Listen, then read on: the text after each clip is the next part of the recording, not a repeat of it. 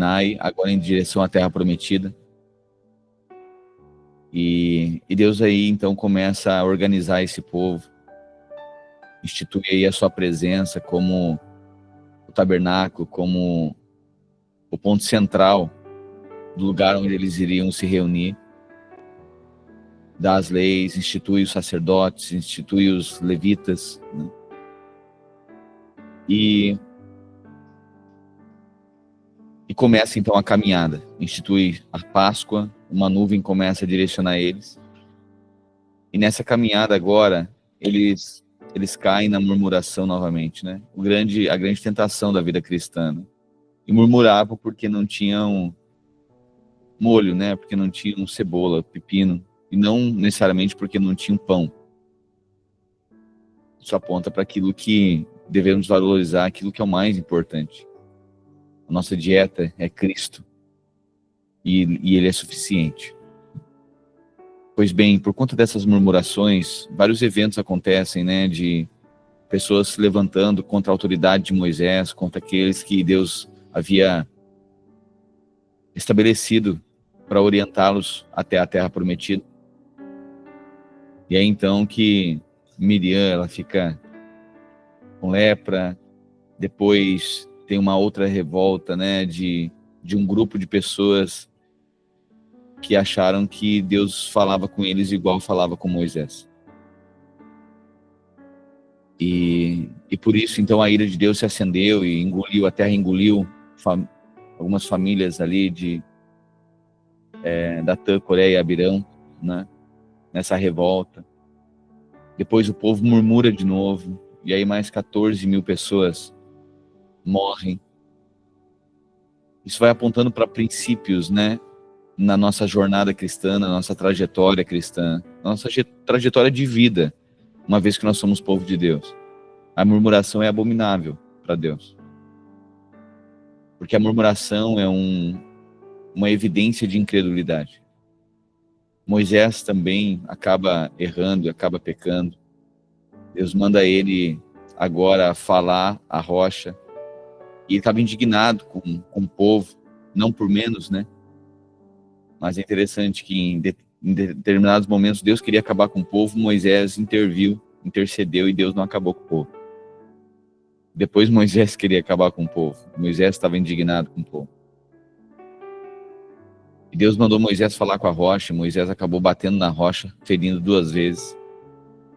De alguma maneira também ficou soberbo, achou que mover era a partir dele, quando ele disse, caso eu e Arão vamos ter que fazer fluir água da rocha para vocês.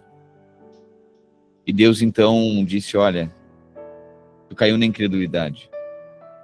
Eu te mandei falar uma mensagem completa, uma mensagem da crucificação, mas a mensagem da redenção. A rocha ferida, mas a rocha que é falada, né, que é proclamada. Isso aponta para um princípio espiritual na nossa vida. Nós somos aqueles que saímos do Egito, anunciamos o Cristo crucificado, aquele que perdoa pecados. Mas somos também aqueles que apontam para uma terra prometida, para uma vida de ressurreição, uma vida na graça e no favor de Deus. A mensagem completa é: Ele nos tirou da escravidão do Egito, mas pela graça de Deus, pela graça, pela suficiência de Cristo Jesus, pela vida ressurreta de Cristo Jesus, essa posição espiritual, nós viveremos uma vida plena e abundante em Deus. Veremos a sua bondade, apesar dos nossos erros, apesar do Egito, apesar de tanta coisa que aconteceu, apesar do nosso passado, apesar dos erros, das idolatrias, das murmurações, apesar de tudo isso. Não tem a ver conosco, tem a ver com Cristo. Por isso eu e você precisamos nos apropriar da posição de Cristo. Estar em Cristo. Isso é se apropriar da vida ressurreta. Isso é viver uma vida completa. Não só pelo contentamento de ter saído do Egito, mas pela alegria, pela convicção de viver agora numa terra de descanso. Uma terra que se vive pela fé. Portanto, Deus falou para Moisés, olha, uma vez que tu feriu a rocha, tu não vai entrar, nem tu nem Arão vão entrar. E ninguém da geração que reclamou, que murmurou, vai entrar na Terra Prometida.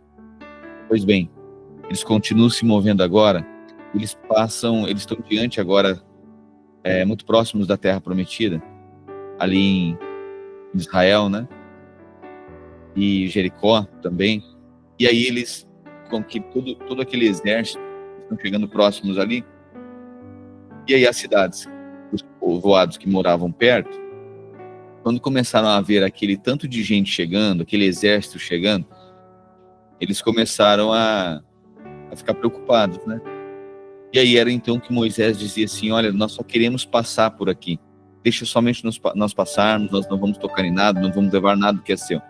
Mas aqueles reis, vamos dizer assim, os governantes, os prefeitos daquelas cidades, né, não deixavam passar.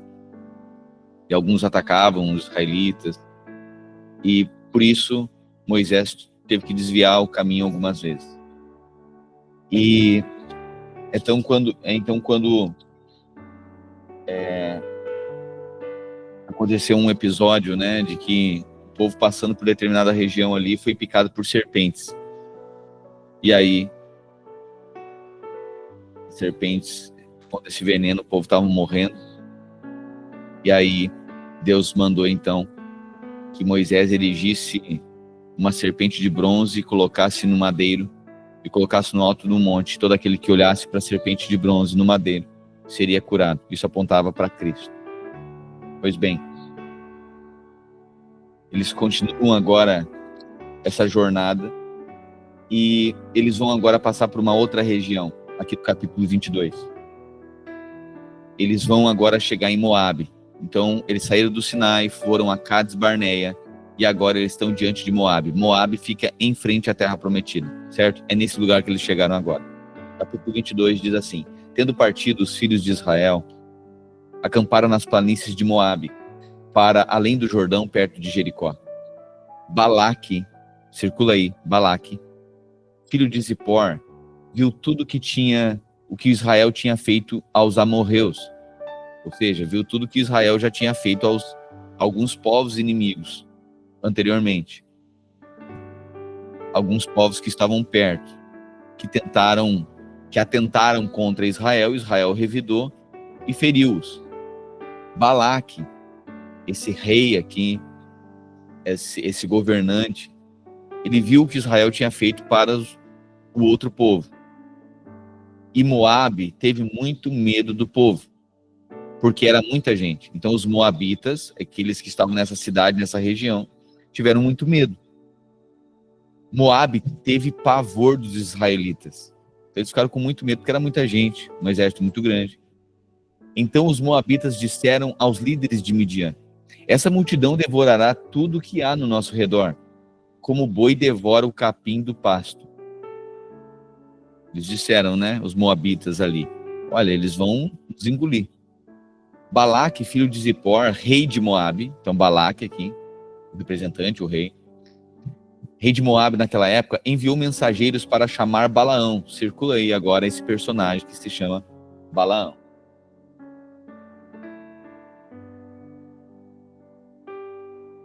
Filho de Beor, que estava em Petor, perto do Eufrates, na sua terra natal.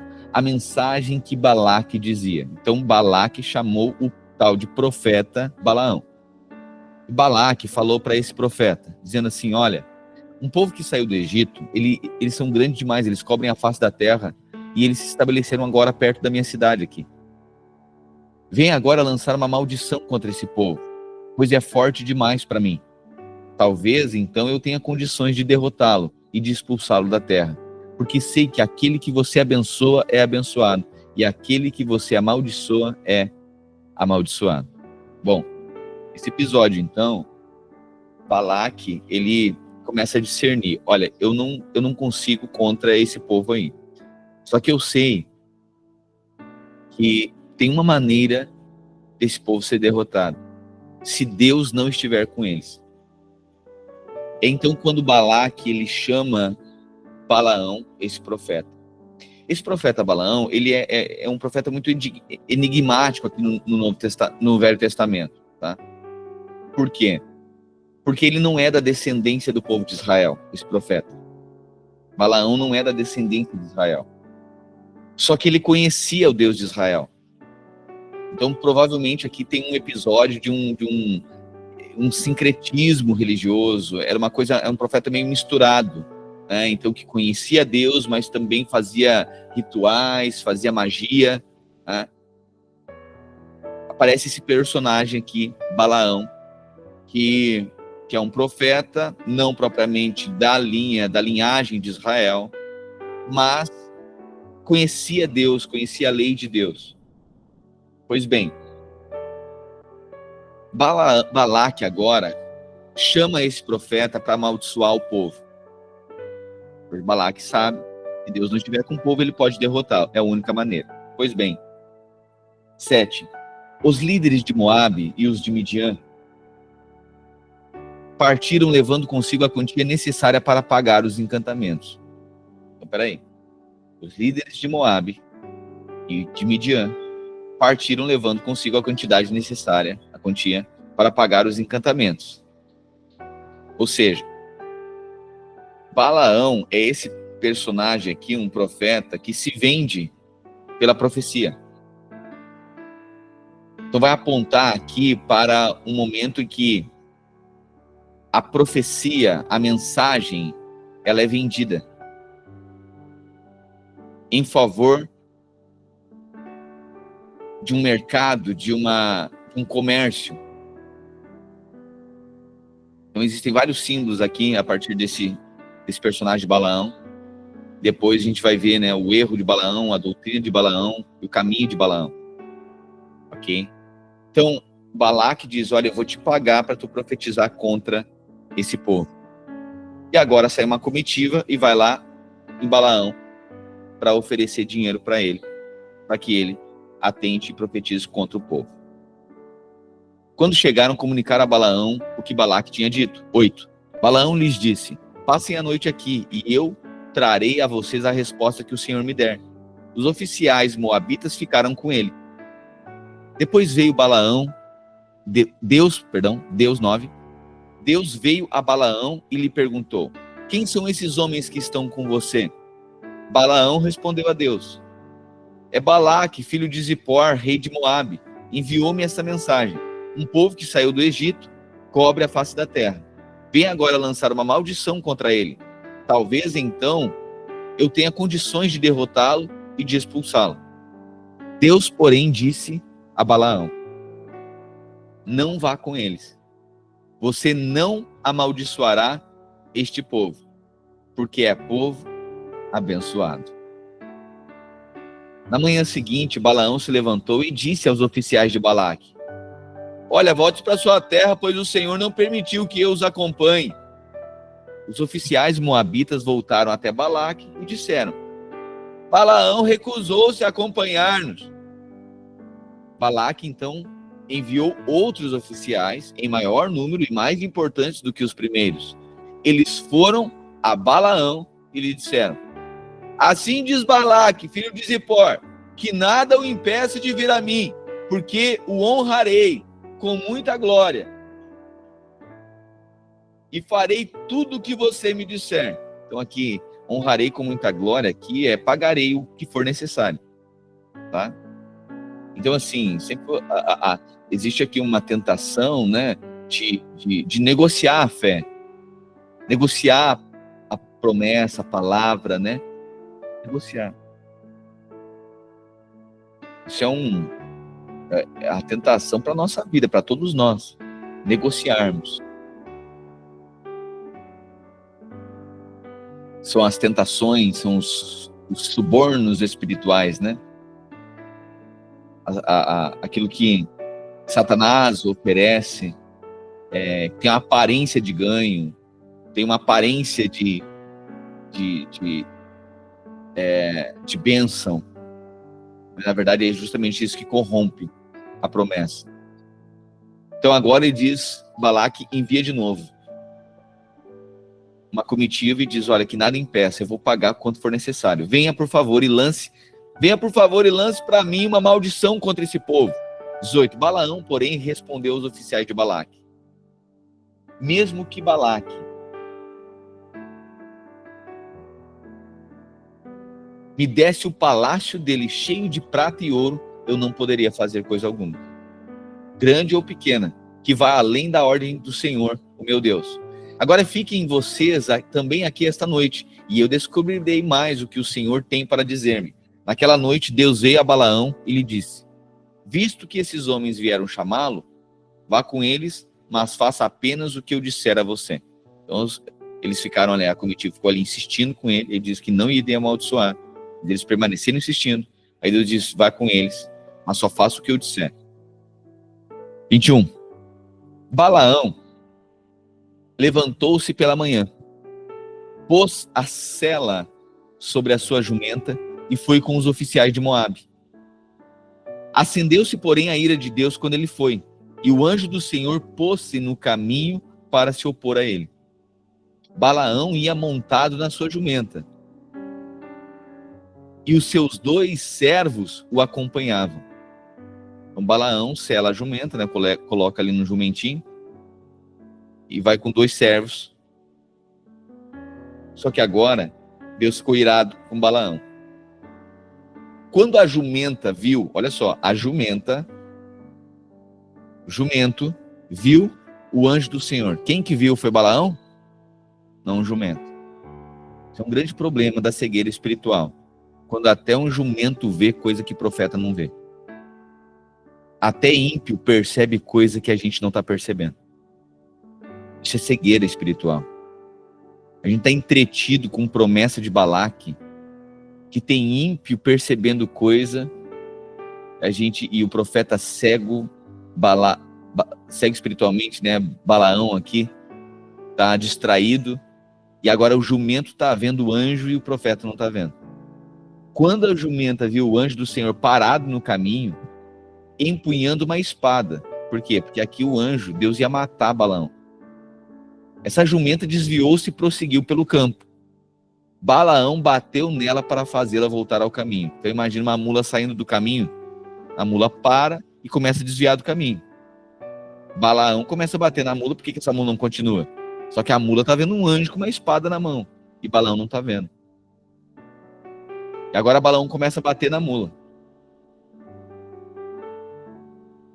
24. Então o anjo do Senhor se pôs em um caminho estreito entre 2 vinhas, com muros dos 2 lados. Quando a jumenta viu o anjo do Senhor, encostou-se no muro, apertando o pé de Balaão contra ele. Por isso, ele bateu nela de novo. O anjo do Senhor foi... Meu Deus. Sabe aquelas coisas que a gente quer insistir e é Deus que está resistindo? Sabe aquele negócio que não dá certo e a gente quer insistir à força?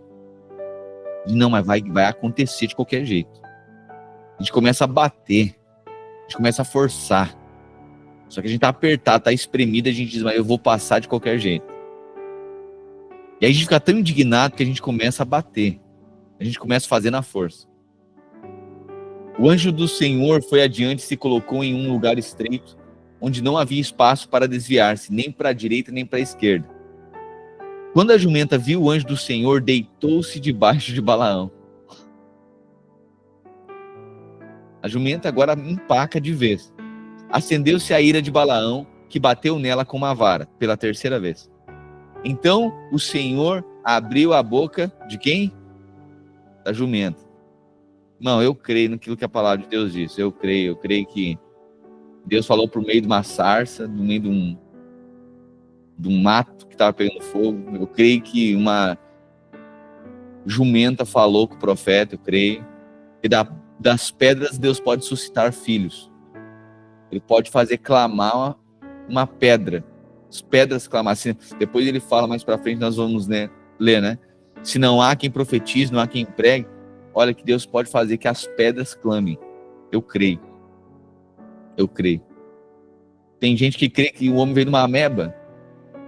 Não vou crer que uma mula falou.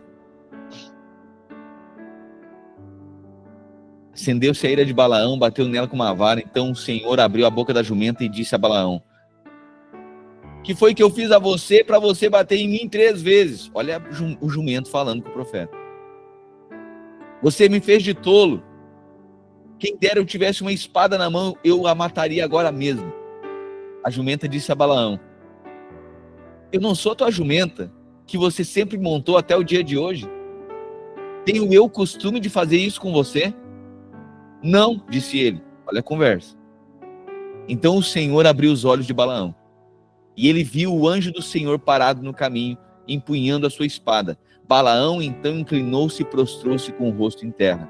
O anjo do Senhor perguntou a ele: por que você bateu 3 vezes na sua jumenta? Eu vim aqui para me opor a você, porque você tem andado de forma negligente diante de mim. A jumenta me viu e se afastou de mim por 3 vezes. Se ela não se afastasse, seria você quem eu teria matado, mas teria deixado-a com vida.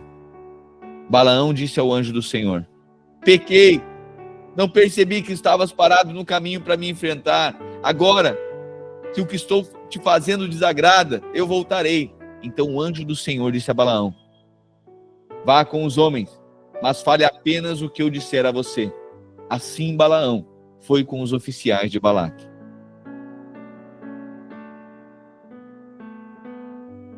Só para nós registrarmos isso, né? Perceba que nem tudo que aparece como impedimento na sua vida é o diabo que está resistindo. Às vezes é Deus que está resistindo. Porque se não resistir, o caminho que você seguir vai matar você. A aliança que você fizer vai matar você. Isso vai comprometer a sua história com Deus. Então nem tudo que é resistido é do diabo, é o diabo resistindo. Nem tudo que frustra, nem todo projeto que não dá certo é o diabo que está resistindo. Tem coisa que é Deus que está livrando você da morte. Tem relacionamento que não vai, não acontece. Tem negócio que não fecha. Tem lugar, porta que não se abre. Não é porque o diabo está resistindo. É porque Deus está livrando você da morte. É porque Deus está livrando você de comprometer a sua vida com Ele. Tem lugar que você não consegue chegar. Tem emprego que você não consegue entrar. Tem vaga, tem carreira que você não consegue ir. E parece que é o diabo que está trancando. Mas é Deus que está impedindo de você ser morto. Perder a vocação, o chamado, a vida com Deus. Era isso que estava acontecendo aqui. Quando Balaque soube, 36, que Balaão estava chegando, foi ao encontro na cidade moabita, na fronteira do Armon, no limite do seu território. Balaque disse a Balaão: não mandei chamá-lo urgentemente, porque não veio? Acaso não tem condições de honrá-lo? Mais uma vez aqui a oferta, né? Acaso eu não consigo te pagar? Aqui estou, respondeu Balaão. Seria eu capaz de dizer alguma coisa? Direi somente o que o Senhor puser na minha boca. Então Balaão foi com Balaque até Quiriate-Zote. Balaque sacrificou bois e ofertas e deu parte da carne a Balaão e aos oficiais que com ele estavam. Na manhã seguinte, Balaque levou Balaão até o alto de Bamote Baal, de onde este pôde ver parte do acampamento israelita. Primeira coisa que dá para nós fixarmos nesse capítulo 22 aqui, é o erro de Balaão. O erro de Balaão é pensar que Deus julgaria o povo, esse povo rebelde, né? Deus estava julgando, traria juízo sobre eles, pelos erros deles. Mas Balaão esqueceu que Deus tinha instituído a expiação para cobrir os pecados. Balaão se tornou um profeta de juízo e não de redenção. O primeiro erro é quando a gente olha para alguém, para algum contexto, achando que Deus é somente um Deus de juízo pelos erros que a pessoa cometeu, ou porque nós olhamos também para a nossa vida achando que tudo que vai acontecer agora é juízo de Deus contra a nossa vida e nos esquecemos que os nossos pecados foram não expiados, mas eles foram removidos. Balaão, a mensagem era uma mensagem agora de juízo. E o erro de Balaão, esse é o erro de Balaão, pode anotar aí. O erro de Balaão foi achar que Deus julgaria o povo e esqueceria da expiação, esqueceria do poder do cobrimento dos pecados, né? Então, quando você olhar para a história de alguém, para um povo, para alguém que errou, sempre lembre que é bem verdade que Deus é justiça, tem a lei de Deus, Deus abomina os erros, Deus abominava a murmuração, o erro do povo. Mas não sejamos aqueles que levam uma mensagem de maldição e condenação. Por quê? Porque Deus é Deus de redenção também. E não há aquele que não possa ser redimido. Aquele que reconhece, aquele que se arrepende. Deus é um Deus de perdão. Deus é um Deus de redenção. O erro de Balaão está aqui no capítulo 22. Pensar que Deus julgaria o povo rebelde e esqueceria da expiação. Pois bem, tem um outro princípio aqui que aponta para o caminho de Balaão. Pode anotar aí Judas, capítulo 1 e versículo 11. Só anota aí.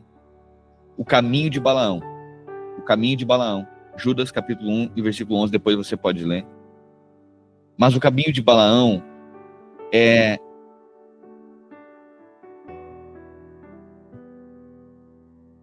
esse comércio da fé. Isso aponta também, né, para todos aqueles que são chamados por Deus e líderes, pastores, sacerdotes, pessoas que tornam a fé um comércio. Esse é um caminho de Balaão. O erro de Balaão foi achar que Deus julgaria o povo rebelde e esqueceria da expiação. Mas o caminho de Balaão é um comércio da fé. Essas são tentações na vida cristã. Mas não acho que isso é somente para líderes, para pastores. Isso é para todo mundo.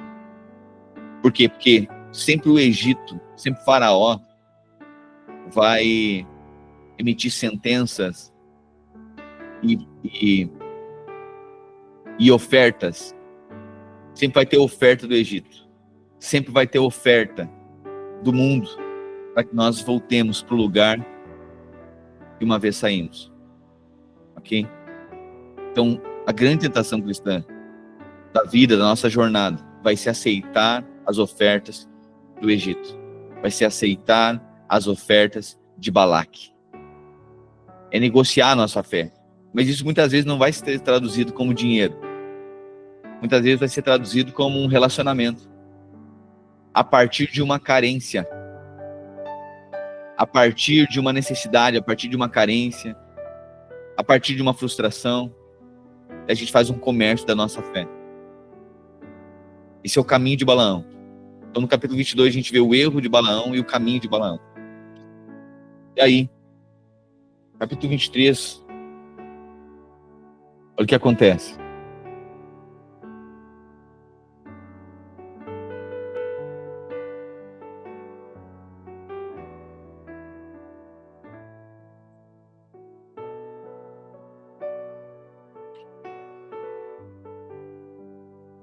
Os israelitas partiram e acamparam nas planícies de Moabe. Olha só, chegaram em Moabe agora. Para além do Jordão, perto de Jericó. Balaque, filho de Zippor, viu tudo que Israel tinha feito aos amorreus. Perdão. Não trocou aqui.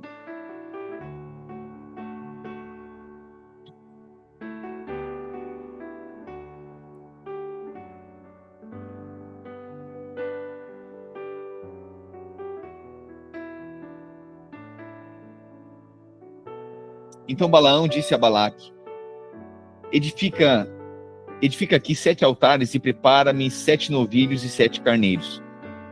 Fez, pois, Balaque como Balaão dissera, e Balaque e Balaão ofereceram um novilho e um carneiro sobre cada altar. Disse mais Balaão a Balaque: fica-te junto do teu holocausto, e eu irei.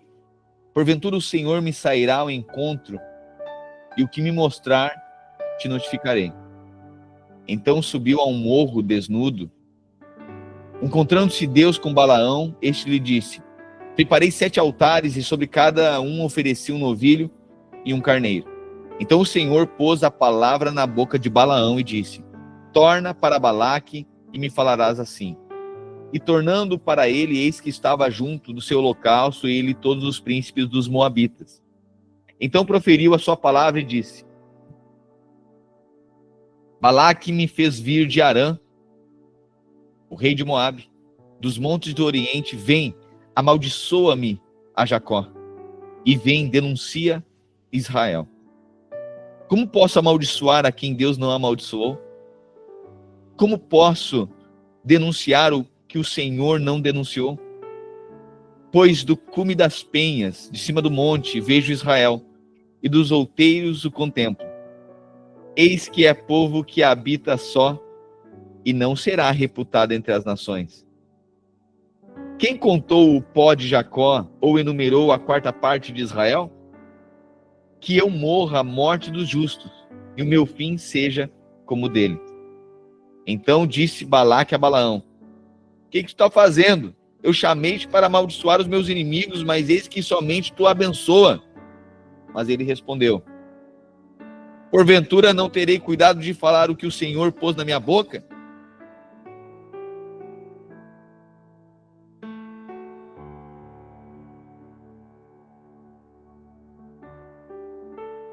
Então Balaque lhe disse: rogo-te que venhas comigo a outro lugar, de onde verás o povo.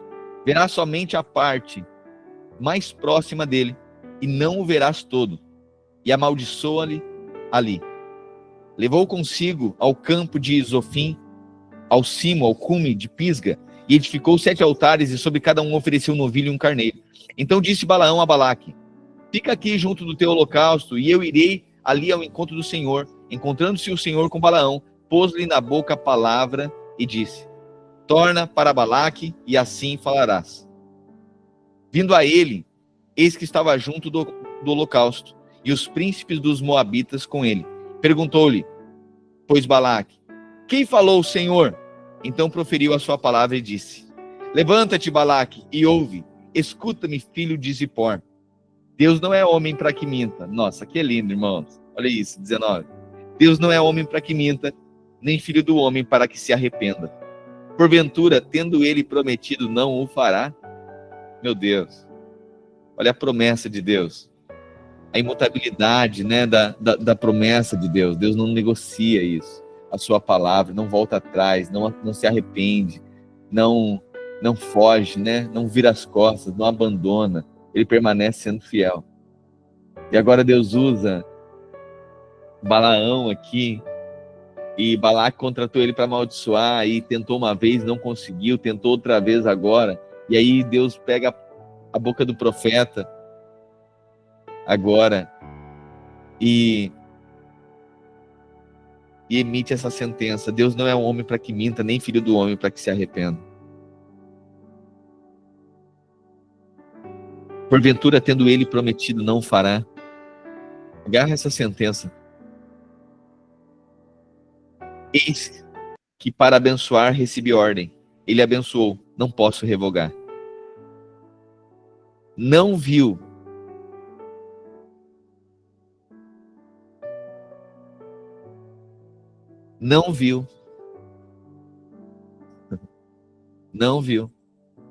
iniquidade em Jacó. Lembra que o erro de Balaão foi achar que Deus estava vendo Israel com iniquidade. Mas Deus tinha criado um meio, um caminho de haver expiação e perdão. Foi a morte era o sacrifício dos animais. E agora o Balaão está falando: quando Deus olha para Jacó, para o povo de Israel, ele não vê iniquidade. Assim também, quando Deus olha para a sua vida, ele não vê a sua iniquidade. Portanto, maldição alguma pode cair sobre a sua vida, porque o sangue do Cordeiro está sobre você. Não existe mais maldição. O Senhor não vê iniquidade na sua vida. Sabe, uma das grandes coisas que pode nos paralisar no caminho, é a condenação e a acusação. É bem verdade que Deus vai limpar, Deus vai purificar. Se necessário, tem lepra, né? No arraial. Quando um povo está obstinado contra a vontade de Deus, obstinado nas suas idolatrias, é bem verdade que Deus passa o fogo para purificar, Deus trata. Mas a maldição não tem mais como ser imputada. Por quê? Porque Deus não vê iniquidade mais, nem contemplou a desventura em Israel. O Senhor, o seu Deus, está com ele, e no meio dele se ouvem aclamações ao seu rei. Olha 22. Deus os tirou do Egito. Deus os tirou do Egito. As forças deles são como as do boi selvagem. Pois contra Jacó não vale encantamento. Pois contra Jacó não vale encantamento. Contra a sua vida não vale maldição. Tem gente que fica com medo, né? Ai, meu Deus, fizeram um trabalho para minha vida, será que é um encosto? O que que é? Vou ter que dar uma benzida. Pode ficar descansado, você foi marcado pelo sangue, não vale encantamento contra o povo de Israel. Contra o povo do Senhor. Deus os tirou do Egito, Deus tirou você do mundo. Deus tirou você do mundo. Às vezes as tentações, será que vai acontecer de novo? Será que vai comprometer? Deus te tirou do Egito. As forças deles, a sua força é como de um boi selvagem. Ninguém pode detê-lo. Não há magia que possa contra Jacó, não há encantamento, não há agouro, não há maldição, não há mandinga, não há trabalho, não há sacrifício. Nada, nada, não há uma sentença de morte, nem a maldição que talvez os pais lançaram, nem a maldição que alguém fala, nem a inveja de alguém. Não pode, não vale encantamento, nenhum encantamento será contra Jacó, contra a sua vida, nem a adivinhação contra Israel. Agora se poderá dizer de Jacó e de Israel: que coisas tem feito o Senhor. Veja o que Deus tem feito. 24, o povo se levanta como leoa, levanta-se como um leão, que não se deita até que devore a sua presa e beba o sangue das suas vítimas. Sabe o que é isso? O Senhor levanta você com um espírito de fé, que não descansa, que você não para até que seus inimigos estejam debaixo dos seus pés, até que a situação amedrontadora seja convertida e você as vença. Isso é um espírito de fé inabalável. Balaque disse então a Balaão: se não é para amaldiçoá-los, então que também não abençoe. Balaão respondeu: não disse a você que devo fazer tudo o que o Senhor disser? Balaque disse a Balaão: venha, deixe-me levá-lo a outro lugar. Então agora Balaque leva por um terceiro lugar para tentar amaldiçoar. Talvez Deus se agrade que dali você os amaldiçoe para mim. Balaque levou Balaão para o topo do Peor, de onde se vê o deserto de Gesimon. Balaão disse a Balaque: edifique-me aqui 7 altares e prepare-me 7 novilhos e 7 carneiros. Balaque fez o que Balaão disse e ofereceu um novilho e um carneiro em cada altar. Quando Balaão viu que era bom aos olhos do Senhor abençoar Israel, não recorreu à magia, como nas outras vezes, mas voltou o rosto para o deserto. Então viu Israel acampado, tribo por tribo. O Espírito de Deus veio sobre ele e ele pronunciou essa profecia. Palavra de Balaão, filho de Beor. Palavra daquele cujos olhos veem claramente. Porque agora não tem magia. Palavra daquele que ouve as palavras de Deus, daquele que vê a visão que tem do Todo-Poderoso. Daquele que cai prostrado e cujos olhos estão abertos. Quão belas são as tuas tendas, ó Jacó, as suas habitações, ó Israel. Como vales se estendem, como jardins que margeiam rios, como aloés plantados pelo Senhor, como cedro junto às águas. Seus recipientes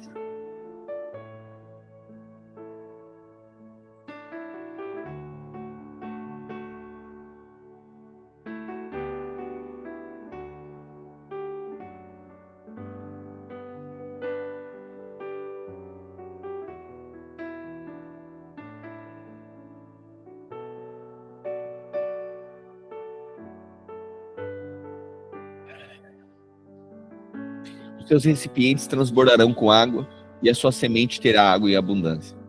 Eu só abri aqui na versão a mensagem, eu quero ler a mensagem aqui, tá? Continue lendo o texto, eu só vou lendo uma outra versão.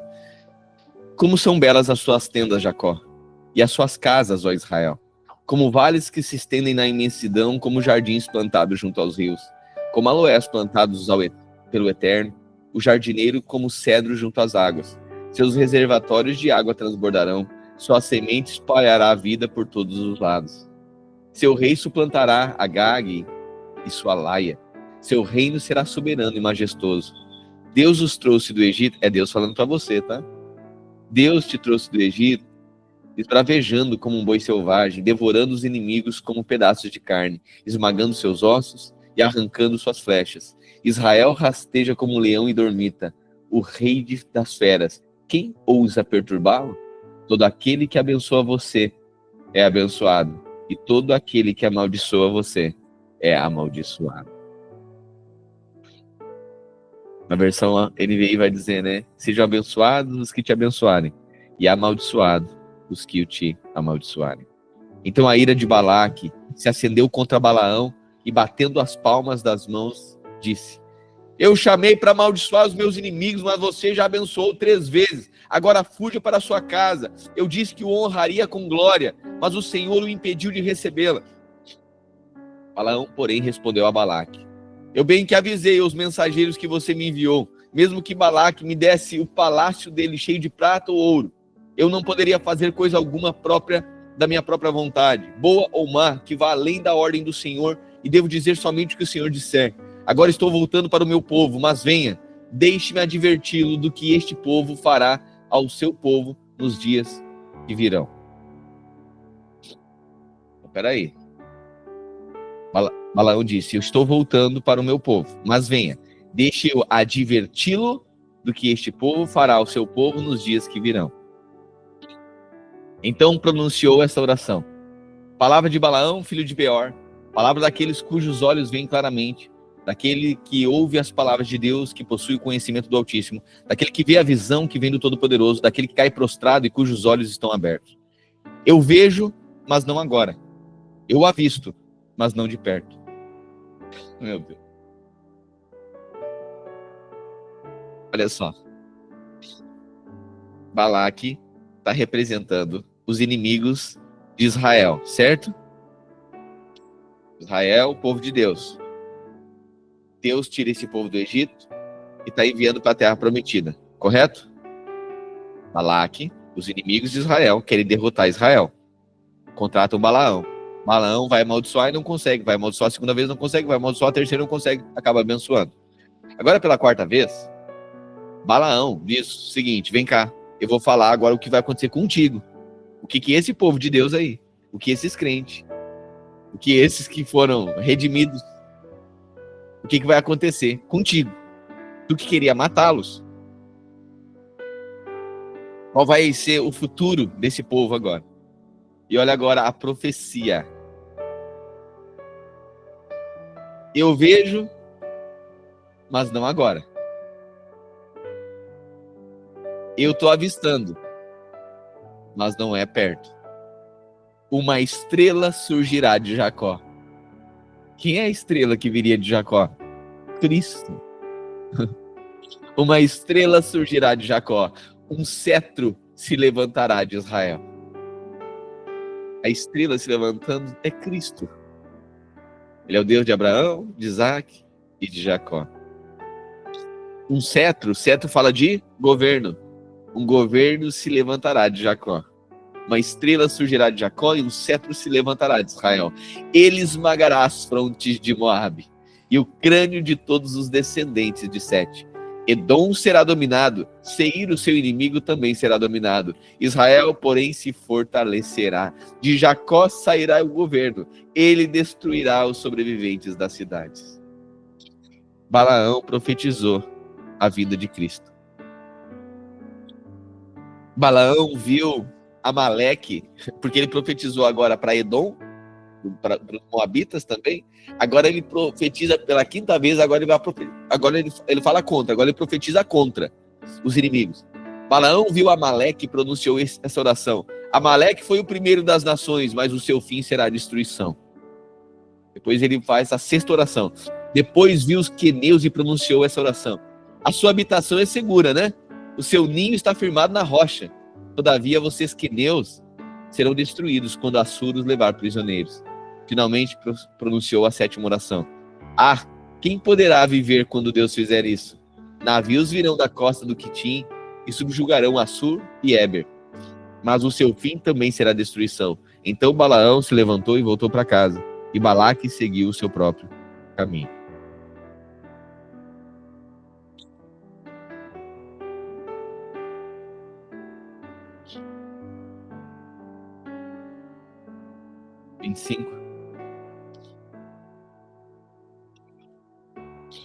Enquanto Israel estava em Sitim, o povo começou a cometer imoralidades sexuais com mulheres moabitas. Olha o contexto agora. Israel, o povo todo, saiu do Monte Sinai, está indo para a Terra Prometida, se defrontou com algumas cidades. Existe esse episódio aqui que Balaque, um rei, contrata Balaão para profetizar, não consegue, que ele amaldiçoa. Esse profeta acaba abençoando e não amaldiçoando. E agora, como eles estão próximos de entrar na Terra Prometida, esses povos que estão aqui são povos inimigos, ok? E agora, porque eles estavam ali, Israel, o povo, começou a cometer imoralidade sexual com as mulheres moabitas. E lembra que Deus disse para eles não se misturarem? Por quê? Porque toda vez que havia... Isso é um símbolo da prostituição espiritual, certo? São as alianças que a gente faz. São as idolatrias, né? Tudo aquilo que não é desígnio, vontade de Deus. São as parcerias, são as alianças, as amizades, isso que corrompe, né? Então, Israel começou a cometer imoralidade sexual com as mulheres moabitas, que os convidavam aos sacrifícios dos seus deuses. Então é uma orgia aqui, né? Era um paganismo. E agora, por conta das mulheres, eles começaram, então, a se deitar com essas mulheres e participar de um culto de idolatria ali. Pois bem,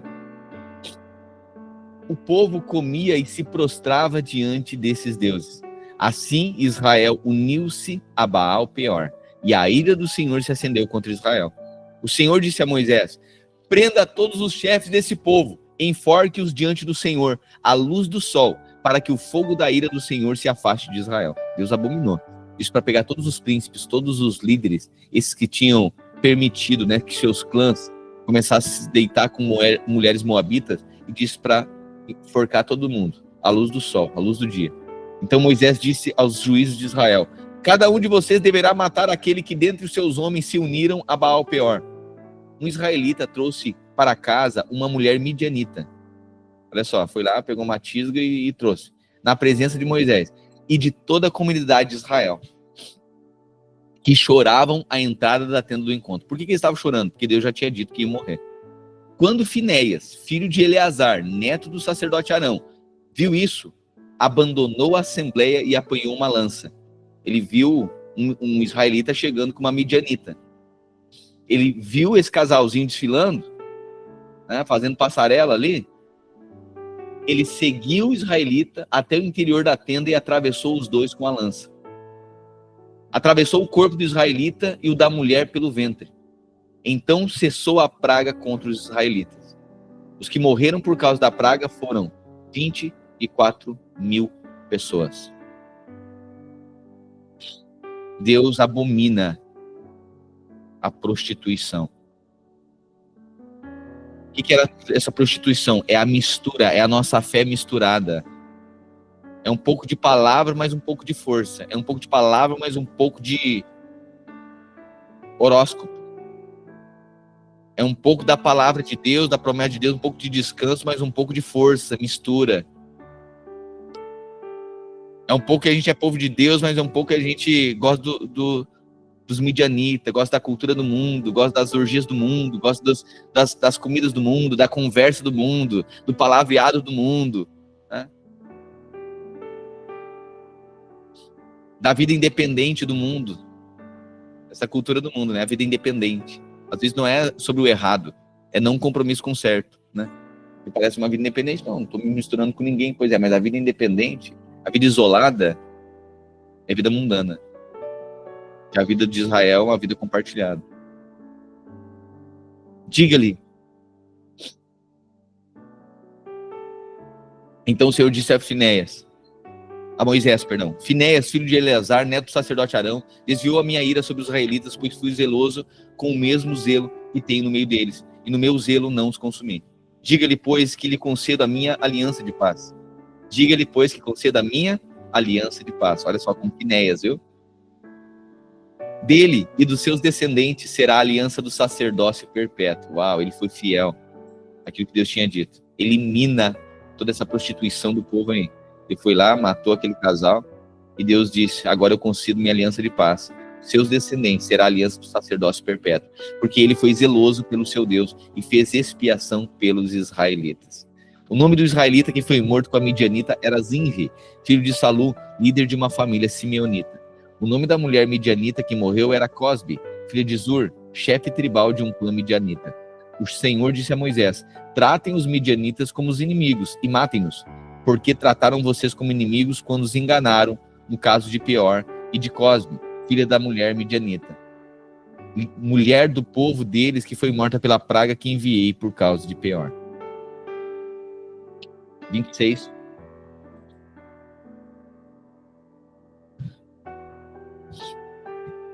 Irmãos, olha só. Até aqui. Olha aqui para mim 1 minuto. Até aqui, Deus tirou o povo do Egito, levou para o Sinai. No Egito celebrou a Páscoa para sair até o Sinai. Do Sinai celebrou a Páscoa para sair até a Terra Prometida. Entendido isso? Eles saem do Egito. E aí tem todo esse caminho de murmuração. Lembra? Eles estão murmurando desde o Egito, correto? O que Deus disse que ia fazer com eles? Eles não iriam participar da Terra Prometida. Eles não iriam ver a Terra Prometida. Lembra-se disso? Em Números capítulo 26 aqui, inicia outra geração. Aqui em Números capítulo 26, Deus vai mandar fazer um outro censo. Mas por quê? Já tinha sido feito um censo lá no Monte Sinai. Deus não tinha feito um censo? Pediu para contar todo mundo quantos homens tinham de 20 anos para cima, lembra-se disso? Quantos levitas tinha? Lembra-se disso? Então já havia sido feito um censo. Mas agora, em Números 26, Deus pede para fazer um outro censo. Mas por que fazer um outro censo? Porque de lá até aqui passaram-se 38 anos. E todo aquele povo morreu. E Deus vai contar de novo agora.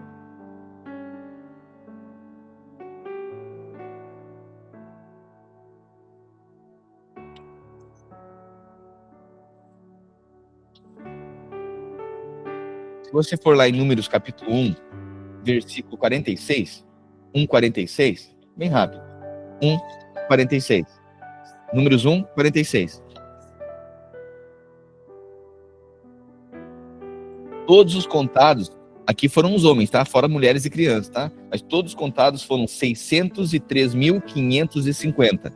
Então, quando eles saem do Sinai, pode voltar agora para o 26. Quando eles saem do Sinai, 603.550. 603.550. Esse era o número do exército de Israel. Passam-se 38 anos agora.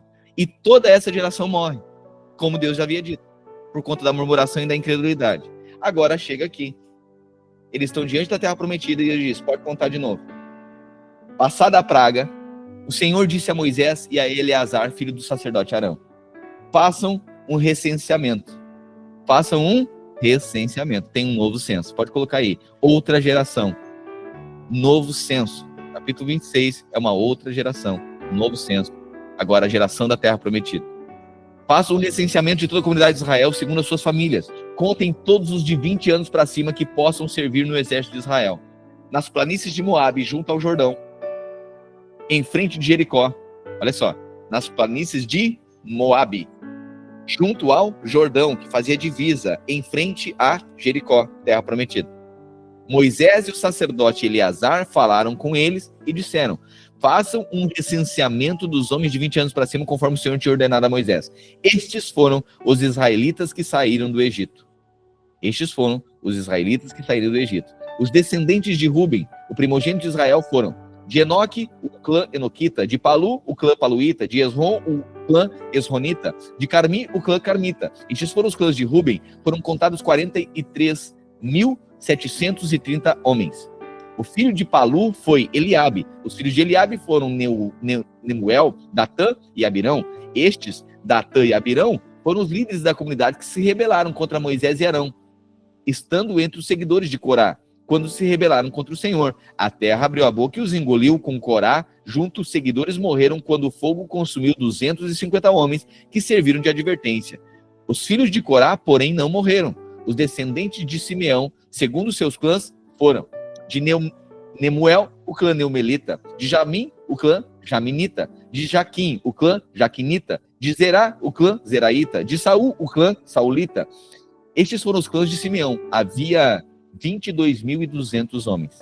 Os descendentes de Gade, segundo seus clãs, foram de Zefon, o clã Zefonita, de Agi, o clã Agita, de Suni, o clã Sunita, de Osli, o clã Osnita, de Erri, o clã Errita, de Arode, o clã Arodita, de Areli, o clã Arelita. Estes foram os clãs de Gade. Foram contados 40.500 homens. E Onã, filhos de Judá, mas morreram em Canaã. E Onã eram filhos de Judá, mas morreram em Canaã. Os descendentes de Judá, segundo os seus clãs, foram de Selá, o clã Selanita, de Pérez, o clã Perezita, de Zerá, o clã Zeraíta. Os descendentes de Pérez foram de Esrom, o clã Esronita, de Amul, o clã Amulita. Estes foram os clãs de Judá. Foram contados 76.500 homens. Os descendentes de Zacar, segundo seus clãs, foram de Tolá, o clã Tolaíta, de Puá, o clã Punita, de Jasub, o clã Jasubita, de Sinrom, o clã Sinronita. Estes foram os clãs de Zacar. Foram contados 64.300 homens. Os descendentes de Zebulon, segundo seus clãs, foram de Sered, o clã Seredita, de Elon, o clã Elonita, de Jaleel, o clã Jaleita. Estes foram os clãs de Zebulon, foram contados 60.500 homens. Os descendentes de José, segundo seus clãs, por meio de Manassés e Efraim, foram os descendentes de Manassés. De Maquir, o clã Maquirita. Maquir foi o pai de Gileade, o clã Gileadita. Estes foram os descendentes de Gileade. De Gezer, o Gezerita. De Eleque, o clã Elequita. De Azriel, o clã Azrielita. De Siquém, o clã Siquemita. De Semida, o clã Simidaíta. De Éfer, o clã Eferita. De Zelofoade, filho de Éfer, não teve filhos, teve somente filhas, cujos nomes eram Maala, Noa, Ogla, Milca e Tirza. Zelofeade, guarda esse nome aí, anote aí. Estes foram os clãs de Manassés. Foram contados 52.700 homens. Os descendentes de Efraim, segundo os seus clãs, foram de Sutela, o clã Sutelaíta, de Bequer, o clã Bequerita, de Taã, o clã Taanita. Estes foram os descendentes de Sutela, de Irã, o clã Iranita. Estes foram os descendentes de Efraim. Foram contados 32.500 homens. Estes foram os descendentes de José, segundo seus clãs. Os descendentes de Benjamim, segundo seus clãs, foram de Belá, o clã Belaíta, de Asbel, o clã Asbelita, de Airã, o clã Airamita, de Sufã, o clã Sufamita, de Ufã, o clã Ufamita. Os descendentes de Belá, por meio de Arde e Naamã, foram de Arde, o clã Ardita, de Naamã, o clã Naamanita. Estes foram os clãs de Benjamim, foram contados 45.600 homens. Os descendentes de Dan, segundo seus clãs, foram de Suã, o clã Suamita. Estes foram os clãs de Dan, todos eles clãs suamitas. Foram contados 64.400 homens. Os descendentes de Asser, segundo seus clãs, foram de Imna, o clã Imnaíta, de Isvi, o clã Isvita, de Berias, o clã Biriaíta, e os descendentes de Berias, de Eber, o clã Eberita, de Malquiel, o clã Malquielita. Asser teve uma filha chamada Sera. Estes foram os clãs de Asser, foram contados 53.400 homens. Os descendentes de Naphtali, segundo seus clãs, foram de Jazeel, o clã Jazelita, de Guni, o clã Gunita, de Jezer, o clã Jezerita, de Silém, o clã Silemita. Estes foram os clãs de Naphtali, foram contados 45.400 homens. O número total de homens de Israel foi 601.730. Olha o segundo censo, então. Primeiro censo, 603.550. O segundo censo agora, morreram todos aqueles. Agora tem uma nova geração. O número total deles, 601.730. O Senhor disse a Moisés: a terra será repartida entre eles como herança, de acordo com o número dos nomes alistados. A um clã maior, deu uma herança maior. E a um clã menor, uma herança menor da terra. Uma parte da terra, certo? Era proporcional aqui. Cada um receberá a sua herança de acordo com o seu número de recenseados. Certifique-se de que a terra seja distribuída por sorteio. Cada um herdará a sua parte de acordo com o nome das tribos dos seus antepassados. A herança será distribuída por sorteio entre os clãs maiores e os menores. Estes foram os levitas contados segundo os seus clãs. Foi contado o exército, agora é contado os levitas, correto? De Gerson, o clã gersonita; de Coate, o clã coatita; de Merari, o clã merarita. Estes também eram clãs levitas. O clã libinita, o clã hebronita, o clã malita, o clã musita, o clã coraíta. Coate foi pai de Anrão. Mulher de Anrão chamava-se Joquebede, descendente de Levi, que nasceu no Egito. Ela lhe deu à luz Arão, Moisés e Miriam, a irmã deles. Arão foi o pai de Nadab, Abiú, Eleazar e Itamar. Nadab e Abiú, porém, morreram quando apresentaram uma oferta com fogo não autorizado diante do Senhor. O total de levitas do sexo masculino, de 1 mês de idade para cima, que foram contados, foi 23.000. Não foram contados com os outros israelitas porque não receberam herança entre eles. Estes são os que foram recenseados por Moisés e pelo sacerdote Eleazar quando contaram os israelitas nas planícies de Moabe, junto ao Jordão, em frente de Jericó. Nenhum deles estava entre os que foram contados por Moisés e pelo sacerdote Arão quando contaram os israelitas no deserto do Sinai. Porque o Senhor tinha dito àqueles israelitas que eles morreriam no deserto. Olha só como é o resumo aqui, tá? Estes são os que foram recenseados por Moisés e pelo sacerdote Eleazar quando contaram os israelitas nas planícies de Moabe, junto ao Jordão, em frente à terra prometida, Jericó. Nenhum deles estava entre os que foram contados por Moisés e pelo sacerdote Arão quando contaram os israelitas no deserto Sinai. Porque o Senhor tinha dito àqueles israelitas que eles morreriam no deserto, e nenhum deles sobreviveu, exceto Calebe, filho de Jefoné, e Josué, filho de Num. As filhas de Zelofoade, filho de Éfer, filho de Gileade, filho de Maquir, filho de Manassés, pertenciam aos clãs de Manassés, filho de José. Os nomes delas eram Maala, Noa, Ogla, Milca e Tirza. Elas se aproximaram da entrada da tenda do encontro e ficaram em pé diante de Moisés, do sacerdote Eleazar e dos líderes de toda a comunidade, e disseram: o nosso pai morreu no deserto. Ele não estava entre os seguidores de Corá, que se ajuntaram contra o Senhor, mas morreu por causa do seu próprio pecado e não deixou filhos. Não deixou filhos. Quem tinha direito à terra? Sempre os filhos, sempre o homem, não as mulheres. Acontece que essas mulheres, essas meninas, o pai delas havia morrido e elas não tinham irmão. Então não tinha um irmão que ia herdar uma parte da terra. E agora elas iriam ficar sem herança na terra prometida. Elas chegam então diante de Moisés e dizem: olha, por que o nome do nosso pai deveria desaparecer do seu clã por não ter tido nenhum filho? Dê-nos propriedade entre os parentes do nosso pai. Então as mulheres estavam pedindo uma parte da terra, mas elas não tinham direito, que só homem tinha direito. Elas levaram então essa causa para Moisés. Moisés levou o caso diante do Senhor e o Senhor lhe disse: as filhas de Zelofeade têm razão.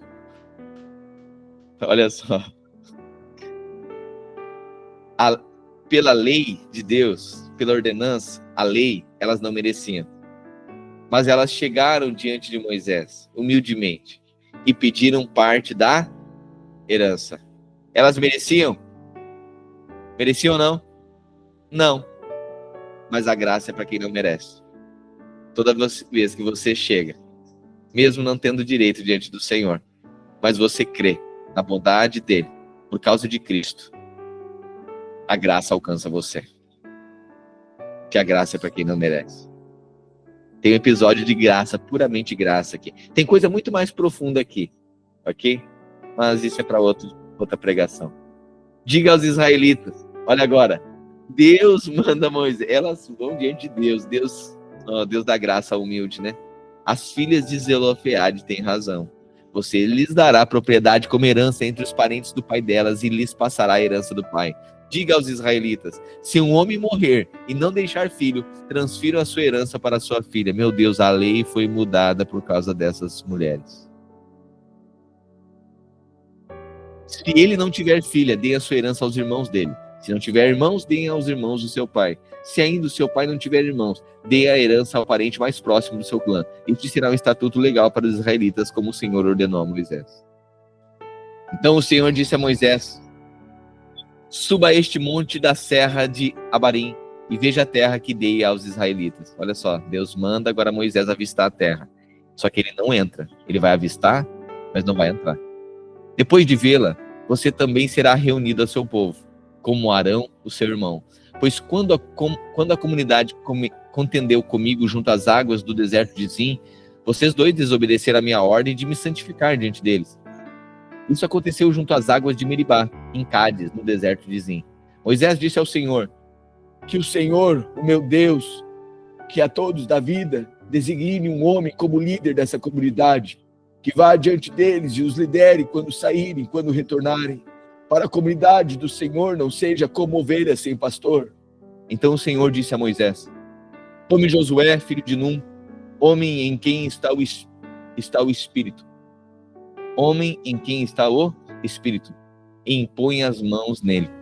Coloque-o diante do sacerdote Eleazar e de toda a comunidade e o comissione na presença deles. Delegue a ele parte da sua autoridade, para que toda a comunidade de Israel lhe obedeça. Ficará diante do sacerdote Eleazar, que lhe transmitirá ordenanças ao consultar o Urim diante do Senhor. Ao seu comando, Josué e toda a comunidade dos israelitas sairão e retornarão. Moisés fez como o Senhor lhe ordenou. Tomou Josué e o colocou diante do sacerdote Eleazar e de toda a comunidade. Impôs-lhe as mãos e o comissionou.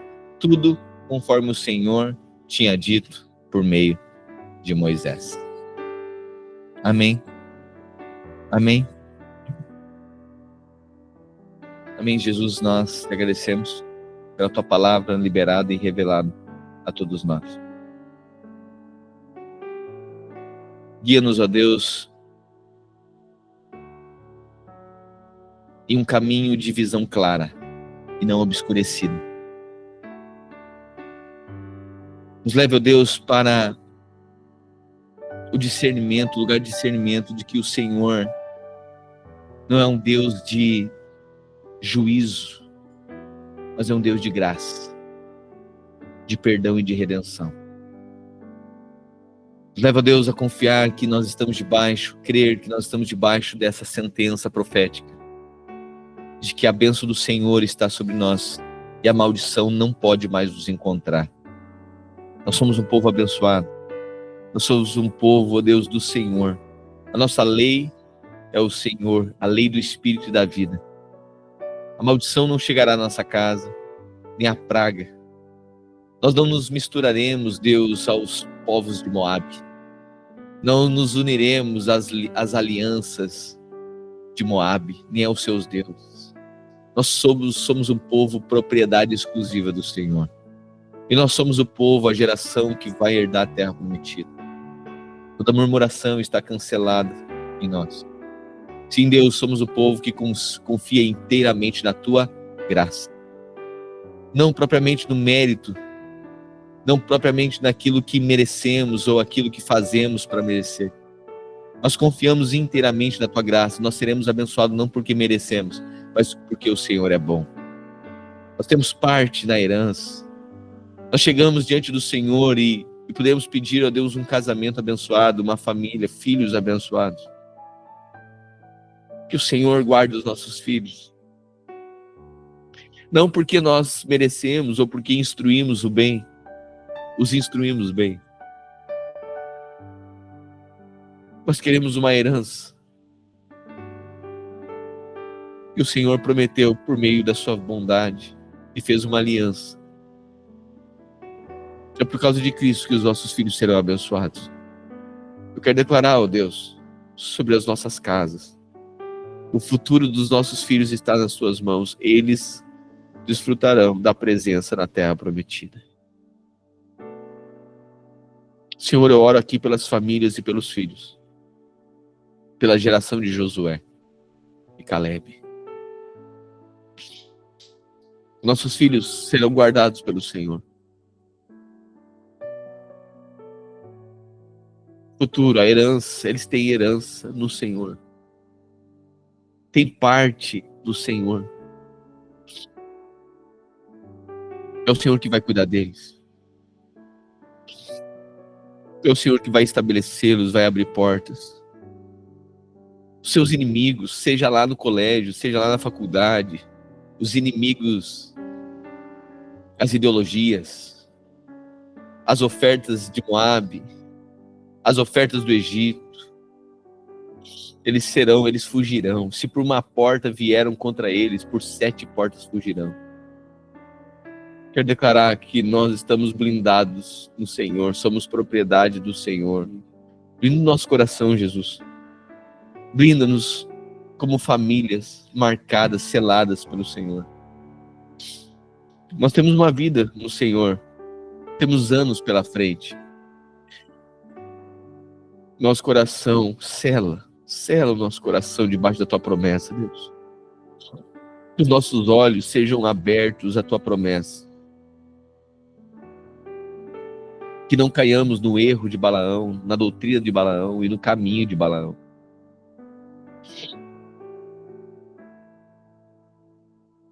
Nós estejamos com os olhos abertos para ver o Senhor e a tua promessa.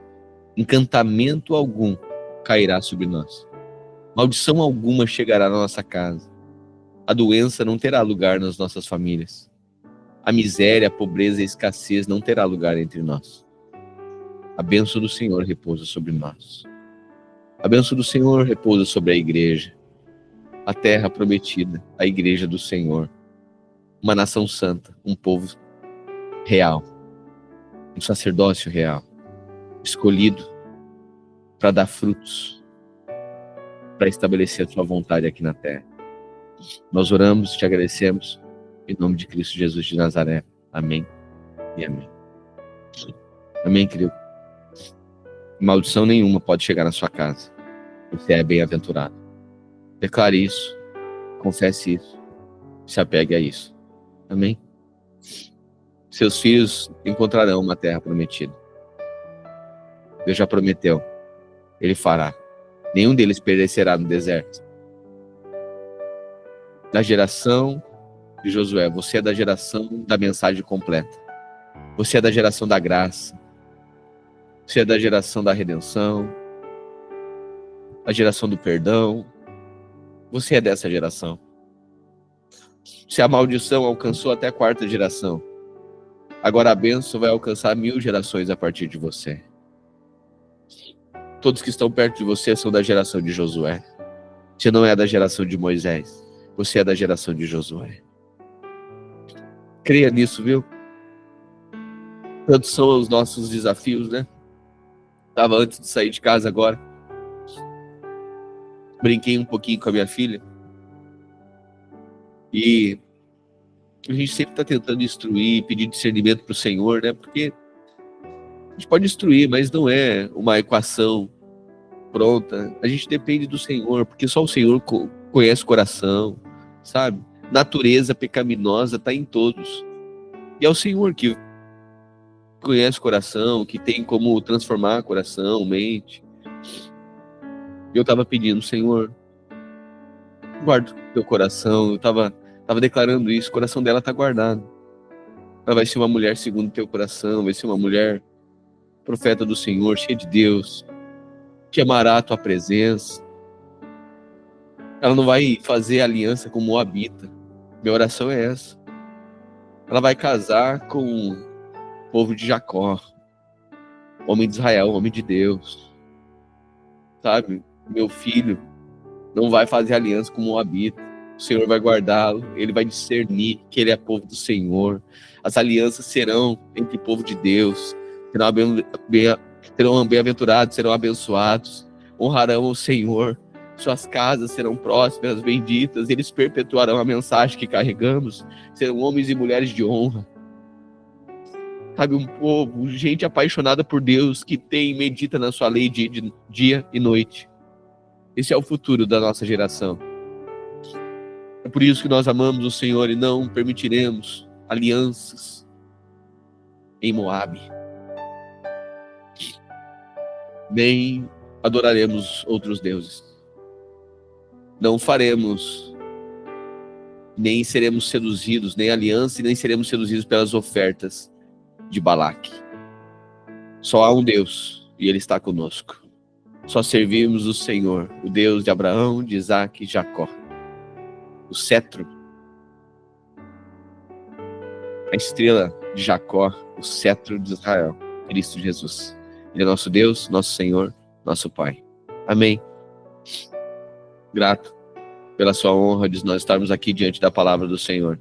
Honramos a palavra, porque temos um Deus. Honramos a palavra desse Deus. Amém. Graças e paz, boa tarde. Até amanhã. Amanhã nos encontramos aqui novamente. Lembrando, organize-se. Fale com o seu líder de GC, faça a sua inscrição, porque hoje já estamos nos organizando. Amanhã cedo já estamos indo lá para o Monte Remo. Pois tem Summer 20, vamos passar o dia inteiro, a madrugada também, alguns, né? Vamos passar até domingo lá, em comunhão, em alegria, jogando, brincando, divertindo, desfrutando da presença. Teremos um tempo profético à noite. A gente só está com isso no nosso coração, nós pastores, nós conversando, a gente só quer nessa comunhão, né, no partir do pão, na comunhão, estarmos juntos. Nós veremos, sabe, a bondade do Senhor, o espírito profético, palavra, sabe, que vai selar esse ano. Vamos estar juntos. A gente sabe que cada vez que nós estamos juntos, o Senhor está ali. Amém? Então vai ser um tempo muito gostoso. Organize-se, mobilize-se. Se você não fez, procure o seu líder, faça a sua inscrição, ok? A gente já está correndo para organizar todas as coisas. E amanhã, então, nós estaremos juntos. Continuamos, sim, meio-dia, normal. Nosso devocional. No sábado, no domingo, amém? Que a palavra não cesse entre nós, amém? Graça e paz. Tchau, pai. Tchau, linda. Te amo.